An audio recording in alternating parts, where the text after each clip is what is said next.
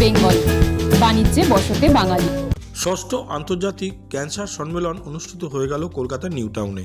Cancer মুক্ত বিশ্ব গড়তে দুনিয়ার তাবড় ক্যান্সার বিজ্ঞানী চিকিৎসকেরা একসঙ্গে হয়েছিলেন।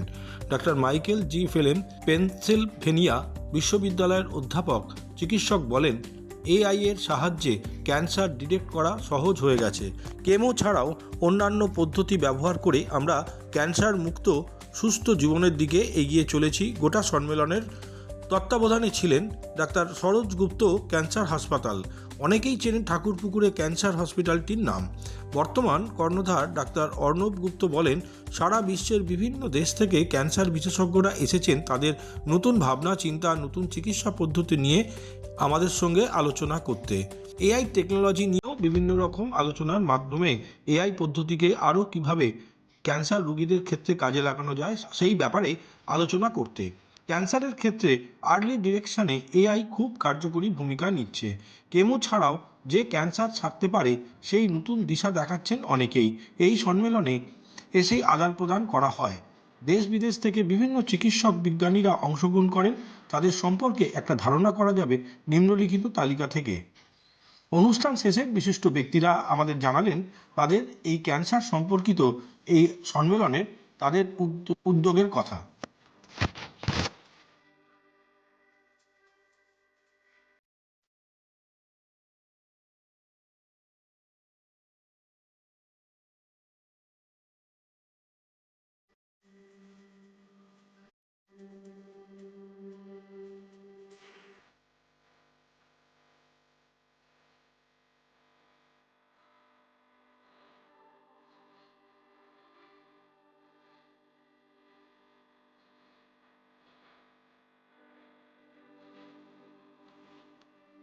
Dr. Rahul Rai Choudhury, আমি Organizing Secretary, 16th International Conference of the Global Cancer Consortium 2026 এবং তার সঙ্গে আমরা জুড়েছি 15তম ইস্ট জোন অঙ্কোলজি সিম্পোজিয়াম, যেটা কিনা আমরা প্রতি বছরই ইন্টারন্যাশনাল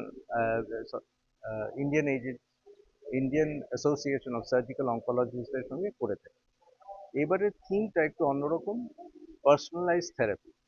এতদিন ধরে আমরা ক্যান্সারের চিকিৎসা সবসময় আইদার রেডিওথেরাপি বা আপনার কেমোথেরাপি বা সার্জারির মাধ্যমে করে এসেছি, কিন্তু এখন আস্তে আস্তে করে যেটা দেখা যাচ্ছে যে সব ক্যান্সারকে একই রকমভাবে না চিকিৎসা করা যায় না। এটার পেছনে যে বিজ্ঞানটা রয়েছে, কোন ক্যান্সারকে আমরা কিভাবে চিকিৎসা করব, কিভাবে তার কমানোর প্রচেষ্টা থাকবে, সেটা নিয়েই এবারের কনফারেন্স। এটার একটা অভিনব ব্যাপার হচ্ছে খালি সার্জন অঙ্কোলজিস্ট এখানে নেই, সঙ্গে সঙ্গে রয়েছেন সায়েন্টিস্টরা, যারা আমাদের পথ দেখাবেন এবং বলবেন যে এই জিনিসটা করলে আপনার ক্যান্সার, একটা পার্টিকুলার ক্যান্সার, একটা কোনো ক্যান্সার কিভাবে তার সুরাহা হতে পারে। এটাই হচ্ছে এই সিম্পোজিয়াম বা এই কনফারেন্সের অভিনবত্ব। আমরা কতটা আশাবাদী? আমরা সবসময়ই আশাবাদী। ক্যান্সার নিয়ে যারা চিকিৎসা ভাবনা চিন্তা করেন, আমাদের এই আশা যে সায়েন্টিস্ট এবং ডাক্তাররা মিলে, ক্যান্সারের ডাক্তাররা মিলে যদি একসঙ্গে কাজ করতে পারে, তাহলে আমরা জিনিসটাকে আরো সুষ্ঠুভাবে এগিয়ে নিয়ে যেতে পারবো। কি ধরনের ক্যান্সারের কতটা স্টেজে গেলে এটা চিকিৎসা করা সম্ভব? তো এগুলো না বিভিন্ন ধরনের ক্যান্সার, যেমন ধরুন আমি গাইনোকোলজিক্যাল ক্যান্সারের কথাই বলি। গাইনোকোলজিক্যাল ক্যান্সারে আমরা চিরদিনই সার্জারির কথা ভেবে এসেছি, আমরা চিরদিনই কেমোথেরাপির কথা ভেবে এসেছি, আমরা চিরদিনই হয়তো বলেছি রেডিওথেরাপি।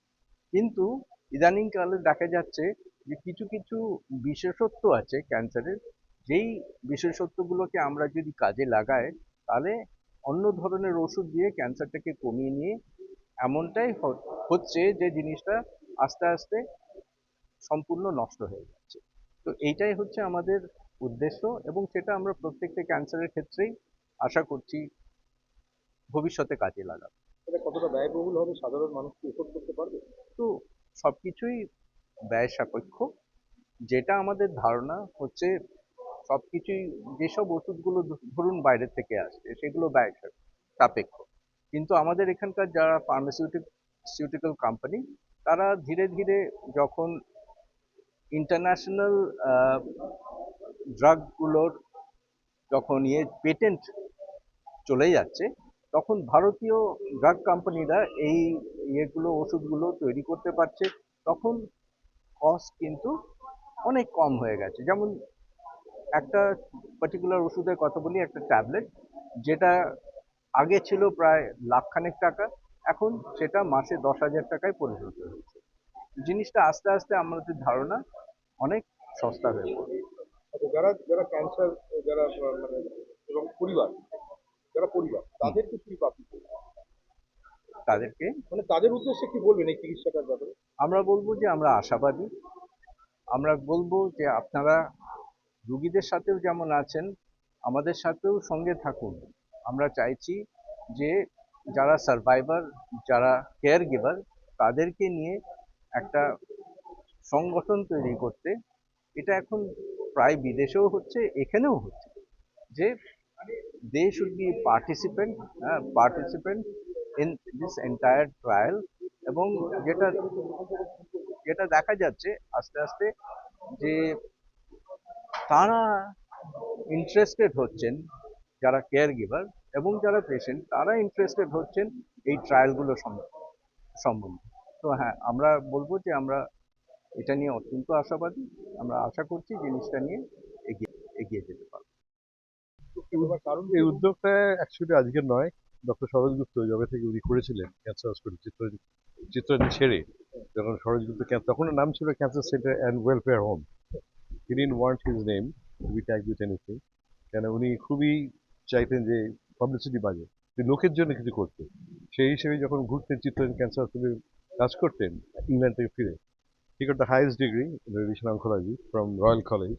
ফিরে আসার পর আবার চিত্তরঞ্জন জয়েন করেছিলেন। তখন একটাই হসপিটাল ছিল, কিন্তু তখন দেখলেন যে অনেক গরিব রুগীরা আসছে দূর থেকে, কিন্তু তারা বেড পাচ্ছে না, ফিরে যাচ্ছে। তখন অথচ যে ক্যান্সার বলি আমরা যে curable if it is detected early and treated properly, detection could be done at the early stage, কিন্তু ট্রিটমেন্ট কুড বি প্রোভাইডেড, কেননা ওখানে আমাদের বেড নেই গভর্নমেন্ট হসপিটালে। তখন উনি চেয়েছিলেন দুটো জিনিস ওনাকে বুক করেছিল, একটা বেড আর দু নম্বর হচ্ছে পরিবেশ, অ্যাম্বিয়েন্স। ন্যাচারাল অ্যাম্বিয়েন্স থাকলে যে পেশেন্টের যখন ক্যান্সার হয় তখন দেখে যে পেশেন্ট ভালো হয়ে যাবে, কিন্তু পাশের বেডের রুগী সে হয়তো বাঁচবে না বেশি দিন। এই দুটোই জিনিস আমাকে মুভ করেছিল। এই স্বপ্ন ছিল হোম অ্যাওয়ে ফ্রম হোম গড়া গরিব দুঃখীদের জন্য। ওই আইডিয়া নিয়ে উনি ঘুরে বেড়াতেন, আমাকে দিয়ে ছবি আঁকিয়ে তখনকার দিনে হাই স্কুলে পড়তাম, অনেকে ডিসকাস করেছিলেন। কিন্তু আলটিমেটলি একজন ফ্যামিলি, পেশেন্টের ফ্যামিলি বললেন ডোনেট করলেন, জেনে মানে কতটা চাই ও যতটা পাওয়া যায়। কেন? কারণ আমি পরিবেশ চাই, নেচারটা চাই, যেটা এমনিতে হয় না। অনেকেই হয়তো বলতে 10 কাঠা 20 কাঠা জমি গেলে হয়ে যাবে, কিন্তু আমি যতটা পাওয়া যায়। তো সেটা জলা জমি থেকে আজকে 25টা বেড দিয়ে শুরু হয়। তারপর আস্তে আস্তে আস্তে আস্তে লোকের বিশ্বাসে যখন হতে আরম্ভ করলো যে এই লোকটা কিছু করতে পারে, ডক্টর গুপ্ত সবার জন্য করে, সেই জন্য ডিফারেন্ট ওয়ার্কস অফ লাইফ, যে ফিল্মের জগৎ, ফিল্ম ইন্ডাস্ট্রি হোক না, Bombay film industry, Kolkata film industry, যত নাম করা লেখক তারাও নাটক করে টাকা তুলে দিয়েছেন। সুনীল গঙ্গোপাধ্যায়, অমরেশ বসু, যার নাম বলুন, খেলোয়াড়দের মধ্যে চুনী গোস্বামী, সৌরজিৎ সেনগুপ্ত, লেখা নাট্যকারের মধ্যে শম্ভু মিত্র, চিত্র মিত্র, প্রত্যেকেই, কে নয়, ইভেন স্কুল চিলড্রেন তারাও এগিয়েছেন, মাদার টেরেসাও এসছেন, সবাই প্রত্যেকটা ধর্মের লোকই এখানে এগিয়েছে হেল্প করার জন্য। এটা নোবেল কজ। তো সেই জন্য ইন্দিরা গান্ধীকে দক্ষিণ করোনায় 81-এ, আজকে উনি চলে গেছেন 2010-এ, কিন্তু একটা বিরাট দায়িত্ব দিয়ে গেছেন আমাদের উপরে। আর আমরা চেষ্টা করছি জিনিসটাকে আরো এগিয়ে নিয়ে যাওয়া, টিম। তো আমি অনারারি সেক্রেটারি, কেন ওনার পোস্ট মোটেই আমি চাইনি, কেন এটা খুবই দায়িত্বপূর্ণ পোস্ট, কিন্তু অনেক চ্যালেঞ্জ রয়েছে, আমাদের অর্থাভাব আছে, কেন এটা charitable institute, not for profit institute. Now আপনার প্রশ্নতে আসছি, কেন এই জিনিসটা করা হয়। ডক্টর সরোজ গুপ্ত প্রথম থেকেই চাইতেন যে একাডেমিক্স, রিসার্চ এগুলো না হলে কিছু হবে না, শুধু থেরাপি দিয়ে কিছু হয় না, ডায়াগনোসিস দিয়ে কিছু হবে না, শুধু টেকনোলজি আছেই ওগুলো হবে। যতক্ষণ না কোলাবোরেটিভ ওয়ার্ক সায়েন্টিস্টদের সঙ্গে, ডাক্তারদের সঙ্গে, টেকনিশিয়ানদের সব সঙ্গে কাজ না হয়, ততদিনে আমরা এগোতে পারবো না। তো সেই জিনিসটা যে স্বপ্ন আজকে থেকে 15 বছর ধরে উনি করে আসছেন, করে আস্তে আস্তে আস্তে জিনিসটা এখানে আমরা 15 বছর ধরে করছি। তার সঙ্গে আমাদের এবার জিসিসি গ্লোবাল ক্যান্সার কনসোর্টিয়াম, সেটা আমাদের সাথে যুক্ত, আমরা founding member. And first time এটা এখানে আমাদের এখানে হচ্ছে। অ্যান্ড ইয়েস্টারডে ওয়াজ ওয়ার্কশপ, যেখানে আমাদের ফার্স্ট টাইম কার্ডিও অনকোলজি হয়েছিল। সেটা ওয়ার্কশপটা সাকসেসফুলি অলসো ক্যান্সার জেনেটিক্স সায়েন্টিস্টরা করেছিলেন ডিএক্সএল বিল্ডিংয়ে। তো আজকে আমাদের দুজনের কনফারেন্স, আমাদের যেরকম গ্যাদারিং হয়েছে, অনেক বম্বে থেকে, এখান থেকে দূর দূরান্ত থেকে, বিদেশ থেকে সবাই এসছে। তো আশা করি এই জিনিসটা আরো চালু থাকে। কারণ আজকের জিনিসটা নয়, ওনার যে ভিশনারি ডক্টর সরোজ দিয়েছিলেন, যে একাডেমিক রিসার্চ এগুলোকে আরো এগিয়ে নিয়ে যাওয়া, সেটা আমরা সবাই মিলে চেষ্টা করছি। অ্যান্ড ফর্চুনেটলি সবাই আমাদের এগিয়ে আছি, দেশের বিভিন্ন প্রান্ত থেকে, পৃথিবীর বিভিন্ন প্রান্ত থেকে। আমার নাম আছে আমার নাম হচ্ছে অঞ্জন দত্ত, আমি হচ্ছে অনারারি সেক্রেটারি সরোজ গুপ্ত